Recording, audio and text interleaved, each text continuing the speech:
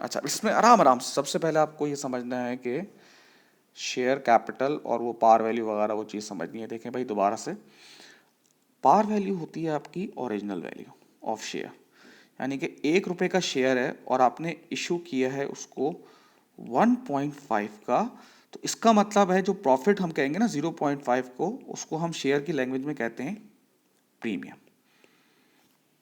ठीक है, बात समझ में आती है? इसको हम क्या कहते हैं बेटा? प्रीमियम। अब जैसे फॉर एग्जाम्पल 10,000 शेयर इशू किए हैं हम लोगों ने, अब समझे पार वैल्यू 1 है, तो ये समझ लें आप, एट 1.5। फिर कह रहा है 20,000 शेयर इशू किए हैं 1.60 के, और फिर कह रहा है कि 30,000 शेयर इशू किए हैं आपने 1.25 के, और डिविडेंड जो है आपने पे किया है 5 सेंट ऑन ऑल शेयर्स। ठीक है, अब इसको इसको समझें तो सब समझ में आएगा। शुरू में सिर्फ हम करेंगे शेयर कैपिटल, प्रीमियम और जो प्रॉफिट है।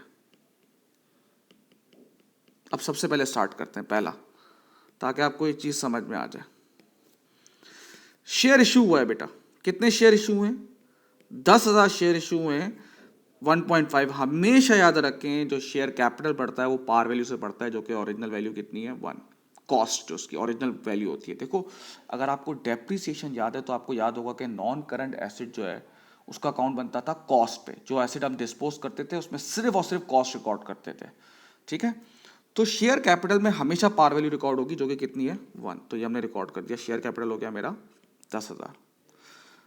इशू कितने पे किया है मैंने? 1.5 पे। इसका मतलब प्रीमियम कितना है? 0.5। ये मैंने जाके प्रीमियम में रख दिया। कितना हो गया भाई? 5,000। उसके बाद सेकंड देखो, हमने मजीद शेयर कितने इशू किए हैं? 20,000। हमेशा शेयर कैपिटल किससे बड़ा हो गया? पार वैल्यू से, जो कि कितनी है? 1। अच्छा, प्रीमियम कितना है इस पे आप बताओ भाई? 1 रुपए का पार वैल्यू इशू कितने का किया है? 1.60। तो जो प्रॉफिट है वो 0.60, उसको हम प्रीमियम कहेंगे। ये आ रहा है आपका 12,000, प्रीमियम में रख दिया। फिर समझो 30,000 हमने शेयर इशू किए हैं, फिर पार वैल्यू से शेयर कैपिटल हमेशा किससे बढ़ेगा? पार वैल्यू, जो कितनी है? 1। प्रीमियम कितना है बेटा? 1 रुपए की चीज 1.25 पे इशू की है, तो 0.25 इसका प्रीमियम है। देख सकते हैं भाई, 30,000 टू 0.25, 7,500। ठीक है भाई। अच्छा, अब डिविडेंड हमने इशू किया 5 सेंट ऑन ऑल शेयर, तमाम शेयर्स। पहले कितने थे? 10,000, 20,000, 30,000। इन तीनों शेयर्स को अगर आप प्लस कर लो, कितने होंगे? 30, 40, 50, 60।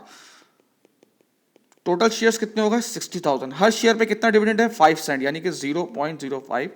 वो आप प्रॉफिट से देते हो, आपको ही पता है डिविडेंड प्रॉफिट होता है, तो 3,000 यहां से माइनस होगा क्यों आप पे कर रहे हो। ठीक है ना, ये बिल्कुल बेसिक है इसका। Thank you.